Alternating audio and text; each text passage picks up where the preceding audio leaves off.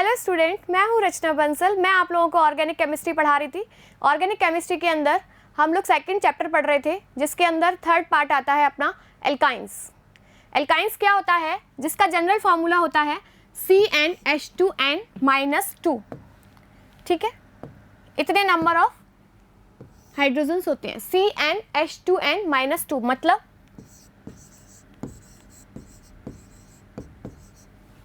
ठीक है, अगर मान लो कार्बन अपने 2 हैं तो हाइड्रोजन कितने होंगे 4 - 2 तो C2H2। ये क्या है, इथाइन का फॉर्मूला।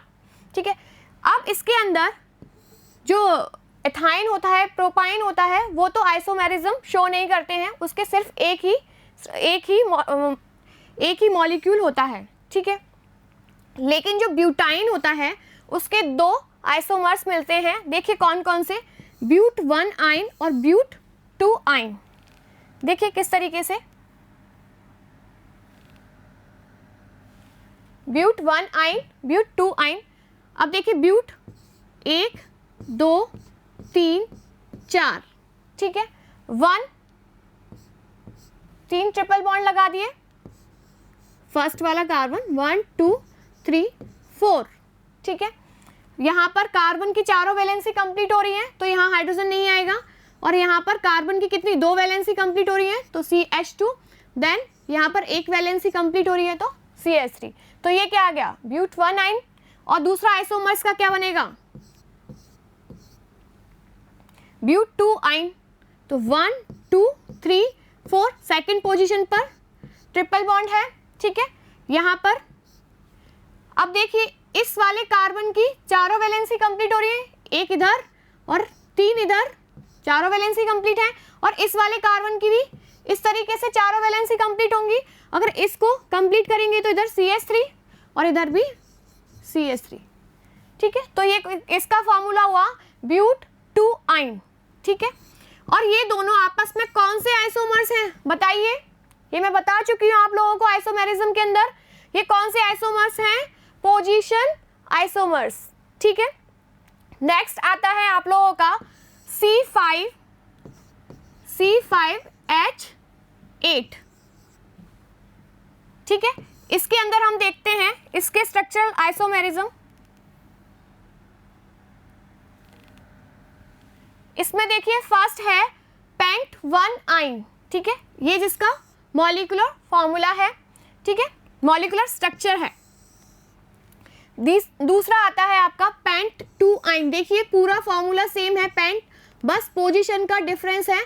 तो कौन से आइसोमर है ये, पोजीशन आइसोमर्स। ठीक है, इधर देखिए ये दोनों पेंट, यहाँ पर पेंट आ रहा है, यहाँ पर ब्यूट आ रही है चेन। तो देखिए यहाँ पर कार्बन का डिफरेंस आ रहा है चेन के अंदर, तो ये है चेन आइसोमर्स। ठीक है, अब देखिए इसके अंदर पेंट 2 आइन, सेकेंड पोजीशन पर 2 आइन लगा हुआ है तो पेंट 2 आइन। और यहाँ पर 3 पोजीशन पर क्या लगा है, मिथाइल ग्रुप 1। देखिए इसको करेक्ट करके लिखते हैं हम,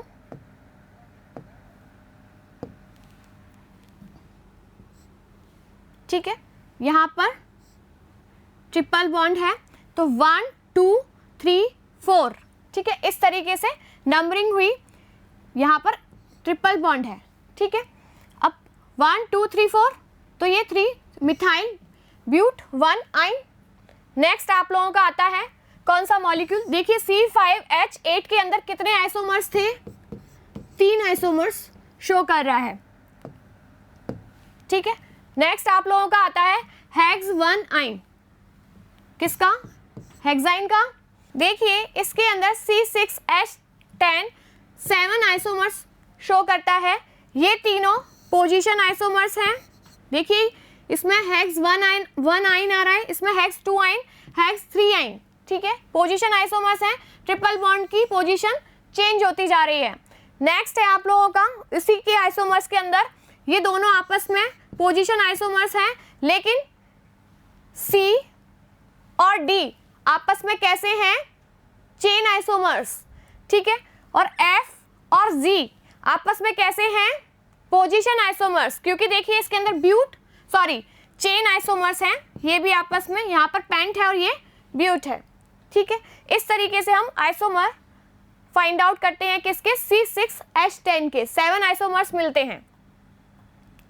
नेक्स्ट आप लोगों का आता है स्ट्रक्चर। स्ट्रक्चर के अंदर हम देखते हैं कि इसकी स्ट्रक्चर कैसी होती है, किसकी, इथाइन की। देखिए स्ट्रक्चर लीनियर स्ट्रक्चर है, ठीक है। इसके अंदर क्या होता है, जैसे कार्बन है, कार्बन sp हाइब्रिडाइज्ड होता है, कार्बन sp हाइब्रिडाइज्ड होता है, और sp हाइब्रिडाइज्ड कार्बन किसके साथ ओवरलैपिंग करता है, सिग्मा ओवरलैपिंग हाइड्रोजन के साथ, ठीक है।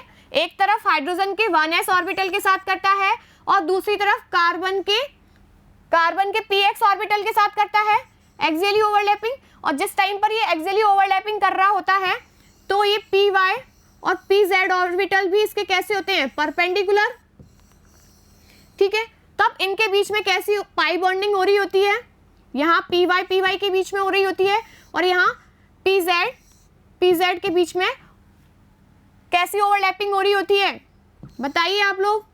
पार्शियली ओवरलैपिंग से कैसे बॉन्ड बन रहे होते हैं, पाई बॉन्ड। तो इसीलिए इसके अंदर देखिए यहाँ पर एक सिग्मा बॉन्ड, इधर एक सिग्मा बॉन्ड और 2 पाई बॉन्ड, ठीक है। 2 पाई बॉन्ड कैसे बन रहे थे, ये समझ में आया, py और py के बीच में और pz के बीच में, और यहाँ पर एक सिग्मा बॉन्ड, ठीक है। कितने टोटल बॉन्ड हुए, 3 सिग्मा और 2 पाई बॉन्ड हुए। अब देखिए जब ये पाई बॉन्ड बन रहा है, ऊपर भी पाई बॉन्ड, इलेक्ट्रॉन डेंसिटी है और नीचे भी इलेक्ट्रॉन डेंसिटी है, ठीक है। ऊपर इलेक्ट्रॉन डेंसिटी है और नीचे भी इलेक्ट्रॉन डेंसिटी है, तो ये जो है एक कैसा होगा, सिलेंड्रिकल फॉर्म के अंदर होगा, जिसके अंदर पूरे ऊपर नीचे पूरे उसके अंदर इलेक्ट्रॉन डेंसिटी के अंदर बंद है, ठीक है। अब देखिए कैसे, जैसे ये पेन है, पेन के अंदर कार्बन है और उसके बीच में बॉन्ड है और हाइड्रोजन, ठीक है। और इसके ऊपर क्या है, इलेक्ट्रॉन का एक इलेक्ट्रॉन डेंसिटी है, ठीक है, जो कि बंद है। देखिए इसके अंदर नेक्स्ट डायग्राम के अंदर एक्सप्लेन किया हुआ है अच्छे से।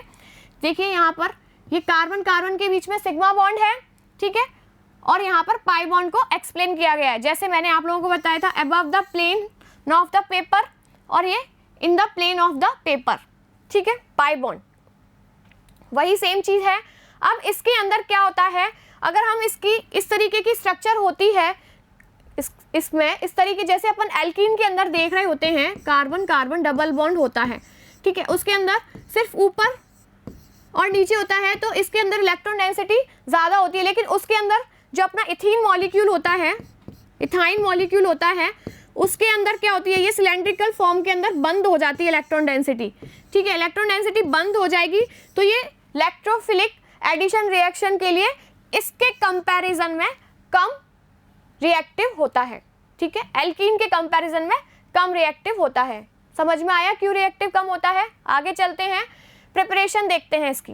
प्रिपरेशन के अंदर हम देखते हैं कि एल्काइन को कैल्शियम कार्बाइड के साथ कैसे बनाया जाता है। तो कैल्शियम कार्बाइड से कैसे बनाया जाता है इसको, इस पहले अपन कैल्शियम कार्बाइड तो बनाए, तो कैल्शियम कार्बोनेट की रिएक्शन कराते हैं, मतलब कैल्शियम कार्बोनेट को गर्म करेंगे तो वो डिकम्पोज हो जाएगा किसके अंदर, CaO, कैल्शियम ऑक्साइड और carbon dioxide. Calcium oxide carbon के मॉलिक्यूल के साथ रिएक्शन करेगा, मतलब कार्बन के साथ रिएक्ट करेगा और क्या बना देगा, कैल्शियम कार्बाइड। क्या बनाएगा, कैल्शियम कार्बाइड, ये होता है कैल्शियम कार्बाइड, ठीक है। अब कैल्शियम कार्बाइड का हाइड्रोलाइसिस करा दिया H2O की प्रेजेंस में, तो क्या बना, कैल्शियम हाइड्रोक्साइड बन गया, और साथ में अपना क्या बना, इथाइन मॉलिक्यूल। ये काम का मॉलिक्यूल है, अपन को ये बनाना था C2H2। समझ में आया किस तरीके से बनाया। पहले अपन ने कैल्शियम ऑक्साइड बनाया, कैल्शियम ऑक्साइड की रिएक्शन किससे कराई, कार्बन के साथ कराई, तो कैल्शियम कार्बाइड बन गया, और कैल्शियम कार्बाइड का क्या करा दिया अपन ने, हाइड्रोलाइसिस करा दिया, तो हमें क्या मिला, इथाइन, ठीक है। नेक्स्ट आप लोगों का आता है विसिनल डाइहैलाइड्स। मैं पहले लेक्चर में बता चुकी हूँ आप लोगों को विसिनल डाइहैलाइड क्या होते हैं। जब एडजेकेंट कार्बन से जुड़े हुए, ये इसका कैसा है, पड़ोसी कार्बन है, ठीक है, इसको बोलते हैं एडजेकेंट कार्बन, ठीक है। इसके पड़ोसी के पास भी Br है और इस पड़ोसी के पास भी Br है, तो इसको बोलेंगे क्या, दोनों पड़ोसियों को विसिनल, ठीक है, ठीक है। अब इसके अंदर इसकी स्ट्रक्चर इस तरीके से लिख दी गई है, वही सेम चीज़ है। अब KOH के साथ रिएक्शन कराई जा रही है और एल्कोहली कैसा माध्यम लिया जा रहा है, एल्कोहली, तो इसकी प्रेजेंस में क्या होगा, डिहाइड्रोहेलोजिनेशन होता है। ठीक है, QH की प्रेजेंस में क्या होगा, डिहाइड्रोहेलोजिनेशन होगा, जिसकी वजह से माइनस KBr निकल जाएगा। ठीक है, HBr निकल जाएगा। ठीक है, इसकी प्रेजेंस में ये हाइड्रोजन हाइड्रोजन Br, फिर वापस डिहाइड्रोहेलोजिनेशन हुआ तो अपना क्या बन गया, इथाइन मॉलिक्यूल बन गया। अब नेक्स्ट है कॉल्वे इलेक्ट्रोलाइसिस, जो कि अपन एल्कीन के अंदर भी पढ़ा था, एल्कीन को भी बनाया था, लेकिन इसके अंदर हमने फ्यूमेरिक एसिड, सोडियम और पोटेशियम के जो फ्यूमेरिक एसिड होते हैं उनके साथ रिएक्शन कराते हैं। इसके अंदर एनोड पर जो रिएक्शन हो रही है, जैसे 2 इलेक्ट्रॉन, एनोड पर क्या होगा, 2 इलेक्ट्रॉन निकलेंगे, ऑक्सीडेशन ही तो होता है, एनोड पर ऑक्सीडेशन होगा तो 2 इलेक्ट्रॉन निकलेंगे, तो क्या होगा, न्यूट्रल स्पीसीज बन जाएगी। न्यूट्रल स्पीसीज जो बनी है वो कैसी, अनस्टेबल। अब ये CO2 रिलीज कर देगी, CO2 रिलीज करने के बाद CO2 निकल जाएगी, साथ में अपना क्या बन जाएगा, एसिटाइलिन मॉलिक्यूल बन जाएगा, इसको इथाइन भी बोलते हैं। अब कैथोड पर क्या हो रहा होगा, जो 2 हाइड्रोजन थे यहाँ पर, है ना, वो आपस में 2 इलेक्ट्रॉन ग्रहण करेंगे और क्या कर देंगे, रिडक्शन करेंगे, और रिडक्शन के थ्रू हमारा कैथोड पर क्या बन जाएगा, H2। अपन को इससे मतलब है कि अपन ने एनोड पर क्या प्राप्त किया, उसमें अपन ने एनोड पर एल्कीन प्राप्त की, इसमें एनोड पर अपन ने क्या प्राप्त किया, एसिटाइलिन। ठीक है, और लिया क्या, सोडियम और पोटेशियम का फ्यूमेरिक एसिड या फिर मैलाइक एसिड। ठीक है, नेक्स्ट है आप लोगों की इसकी फिजिकल प्रॉपर्टीज। फिजिकल प्रॉपर्टीज के अंदर वही चीज है जो फर्स्ट 3 मेंबर हैं, C3 तक के मेंबर, C1 से लेके C3 तक के मेंबर्स हैं, वो कैसे हैं, गैसेस फॉर्म के अंदर हैं। और नेक्स्ट 8 मॉलिक्यूल, C4 से लेके C8 तक के मॉलिक्यूल कैसे हैं, लिक्विड हैं। और हायर वंस और इनके बाद के मॉलिक्यूल, C8 के बाद के जो मॉलिक्यूल हैं वो कैसे हैं, सॉलिड। ठीक है, कैसे हैं, सॉलिड हैं। ऑल एल्काइंस आर कलरलेस, कैसे होते हैं, और एल्काइंस कलरलेस होते हैं। और इथाइंस हैज कैरेक्टरिस्टिक ऑर्डर, जबकि इथाइंस सारे के सारे तो कैसे होते हैं, कलरलेस होते हैं, लेकिन इथाइंस जो होते हैं, एसिटाइलिन जो मॉलिक्यूल होता है वो कैसा होता है, कैरेक्टरिस्टिक ऑर्डर होता है उसका। अदर मेंबर्स आर ऑर्डरलेस, जो और अदर मेंबर्स हैं, सिर्फ C2 वाला, यहाँ पर C2 आएगा, ओके, C2 वाला मॉलिक्यूल है वो सिर्फ और सिर्फ कैसा होता है, एक कैरेक्टरिस्टिक उसकी स्मेल होती है। ठीक है, alkynes are weakly polar in nature, alkynes कैसे होते हैं, वीकली पोलर होते हैं, क्योंकि सिलेंड्रिकल फॉर्म के अंदर होते हैं। और उनकी इलेक्ट्रॉन डेंसिटी देखिए यहाँ पर कैसे हो रहा है, CH ट्रिपल बॉन्ड CH, तो ये कैसा मॉलिक्यूल है, नॉन पोलर मॉलिक्यूल हुआ ना। ठीक है, नॉन पोलर होते हैं। अगर मॉलिक्यूल नॉन पोलर है तो वो नॉन पोलर सॉल्वेंट के अंदर डिसॉल्व होगा, क्योंकि इसके अंदर एक कंसेप्ट आता है सॉल्युबिलिटी के अंदर कि समान समान को घोलता है।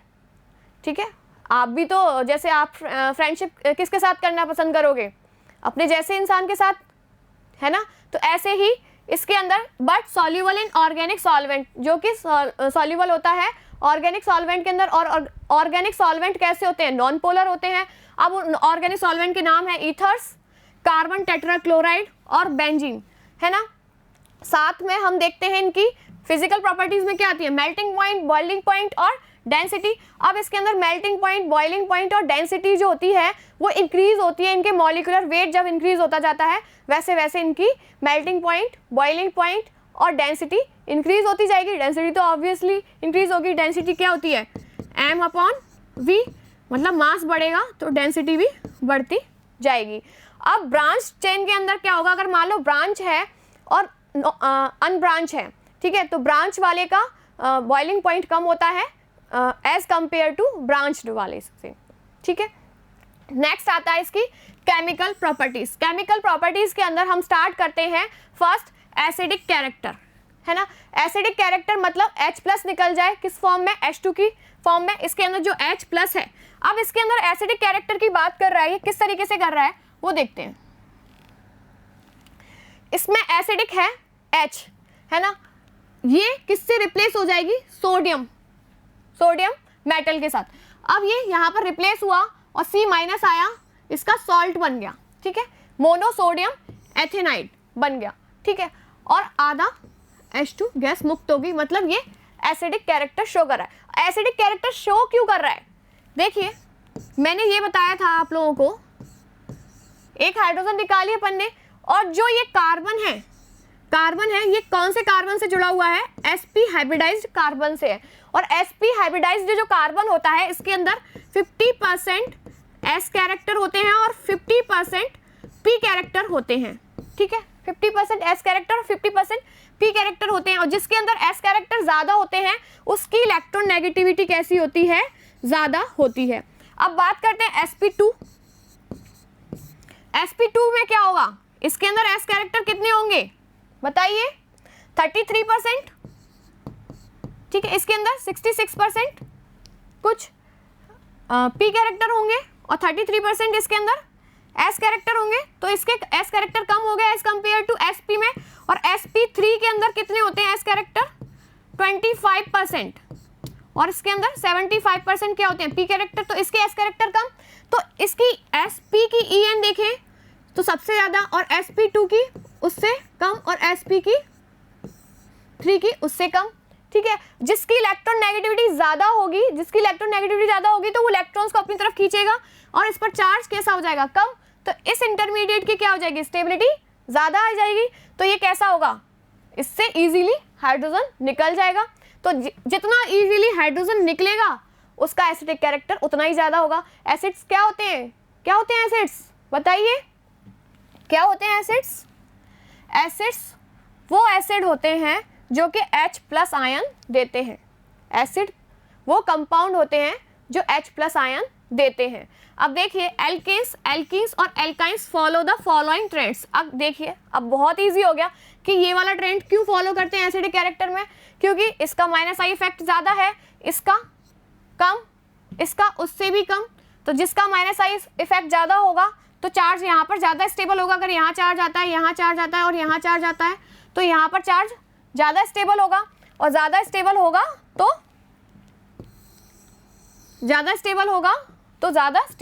तो उतना ही ज़्यादा एसिडिक होगा। ऐसे ही इसके अंदर हम बात करते हैं, अब इसके अंदर बात करते हैं एसिडिक कैरेक्टर की। इसके अंदर तो ये कंपाउंड बन रहा है निकलने के बाद, ठीक है। लेकिन इसके अंदर जब ये निकल रहा है तब अपना क्या बन रहा है ये, लेकिन जब ये बन रहा है तो इसको देने वाला +I इफेक्ट वाला पीछे जुड़ा हुआ है। तो +I इफेक्ट इसके -I इफेक्ट को क्या करेगा, कम करेगा, मतलब अपोज वाला लग रहा है, तो इसका एसिडिक कैरेक्टर कम हो जाएगा। और इसमें दो +I इफेक्ट दे रहे हैं, +I इफेक्ट दे रहे हैं, तो इसका एसिडिक कैरेक्टर और भी कम हो जाएगा। तो इसीलिए ये वाला ट्रेंड और ये वाला ट्रेंड फॉलो करते हैं। समझ में आया किसका, एसिडिक कैरेक्टर ऑफ एल्काइंस, ठीक है। नेक्स्ट आप लोगों का आता है एडिशन रिएक्शन। एडिशन रिएक्शन तो देगा क्योंकि डबल बॉन्ड है, जहाँ पर भी डबल बॉन्ड होता है वहाँ पर कौन सी रिएक्शंस होती हैं, एडिशन रिएक्शन होती हैं। सिर्फ बेंजीन के केस में नहीं होती हैं, कभी कभी बेंजीन भी देता है, लेकिन स्पेशली जो डबल बॉन्ड वाले और ट्रिपल बॉन्ड वाले जो एल्कीन्स हैं, एल्काइंस हैं, वो कौन सी रिएक्शन देते हैं, एडिशन रिएक्शन। तो एडिशन रिएक्शन में हम पहले पढ़ते हैं addition of dihydrogen. Addition of dihydrogen, वही डाईहाइड्रोजन H2 लिया है और ये क्या लिए, कैटालिस्ट लिए। कैटालिस्ट की प्रेजेंस में प्लेटिनम, पैलेडियम और निकेल, कैटालिस्ट की प्रेजेंस में इसमें पहले क्या बनाया, एल्कीन बनाया, फिर वापस और हाइड्रोजन ले ली तो क्या बन गया, एल्कीन फॉर्म हो गया, ठीक है।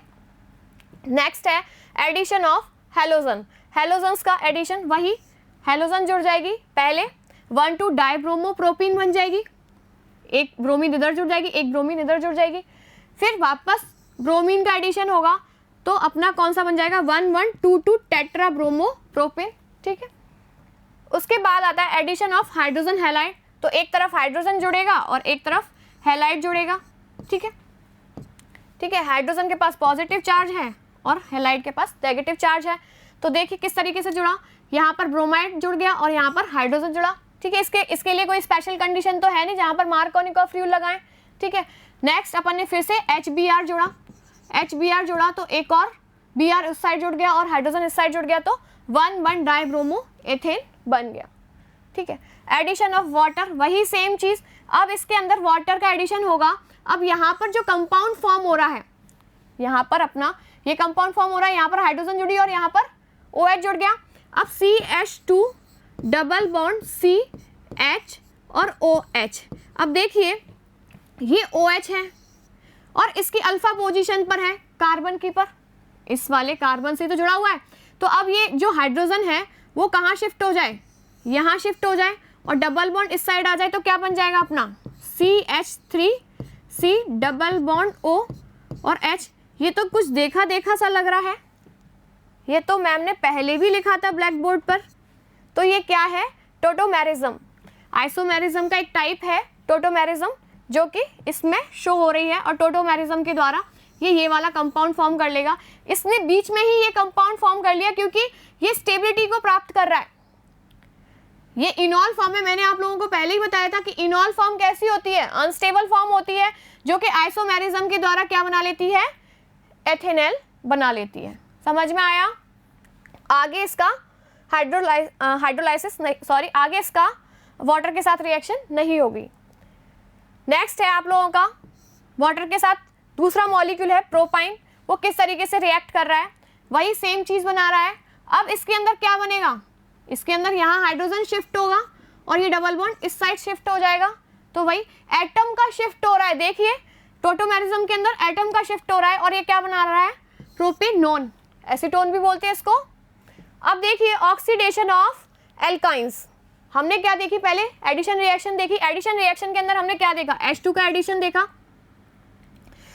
H2 का एडिशन देखा, फिर Br2 का एडिशन देखा, हेलोजन का एडिशन देखा, फिर वाटर का एडिशन देखा। वाटर को H और H लिखती हूँ मैं इसके अंदर, क्योंकि क्या H plus OH minus easily जोड़ना ईजी होता है। वैसे वाटर को ऐसे लिखते हैं H2O, वो मैं ऐसे ही लिख रही हूँ अपनी ऑर्गेनिक केमिस्ट्री के अंदर, ठीक है।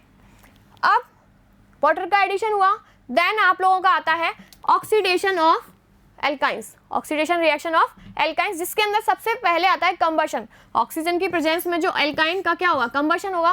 कंबशन क्यों बोल रहे हैं इसको, क्योंकि CO2 बन रही है और H2O बन रही है, दोनों CO2 और H2O बन रही है, और इसके अंदर -1300 किलोजूल एनर्जी रिलीज होती है कंबशन से, इसके एथाइन के कंबशन से। देखिए इसके अंदर कितने मॉलिक्यूल काम में आ रहे हैं, 2n+1, 2n+1 काम में आ रहा है ना मॉलिक्यूल, सॉरी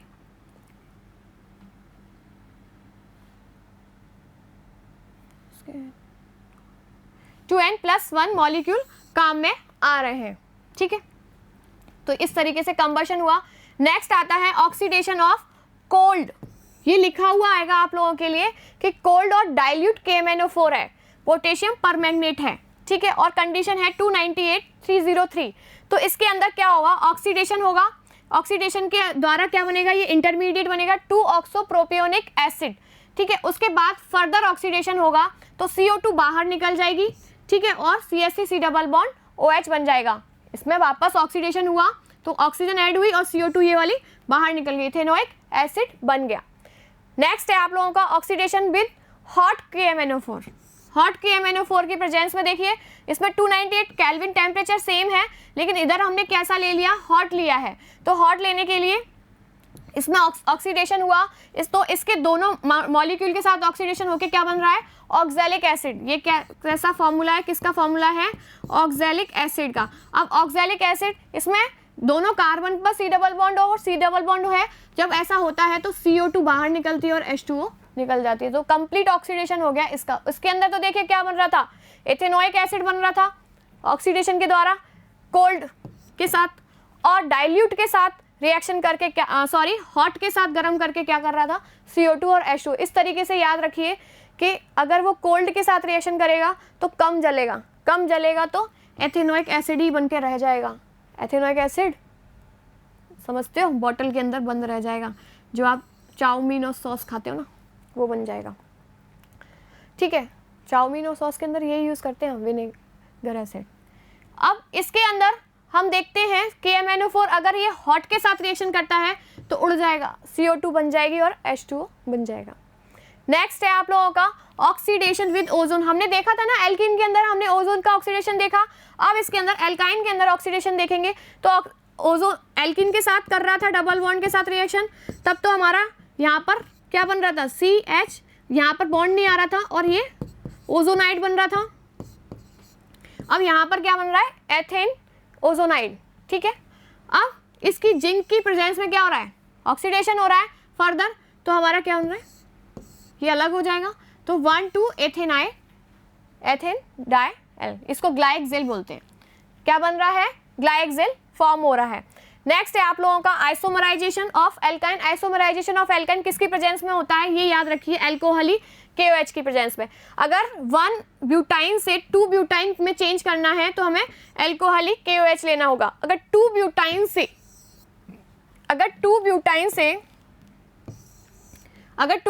1 ब्यूटाइन में चेंज करना है तो हमें NaNH2 सोडामाइड लेना होगा। ठीक है, ये समझ में आ ही रहा है कि ये आइसोमर्स हैं एक दूसरे के।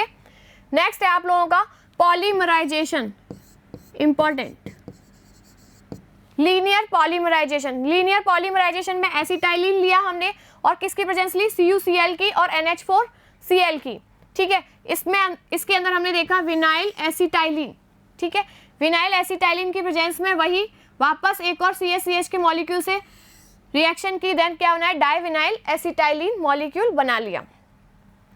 ठीक है, नेक्स्ट है आप लोगों का, देखिए जो लीनियर पॉलीमराइजेशन हो रहा था उसके अंदर हमें जो स्ट्रक्चर मिल रही थी पॉलीमराइज फॉर्म के अंदर।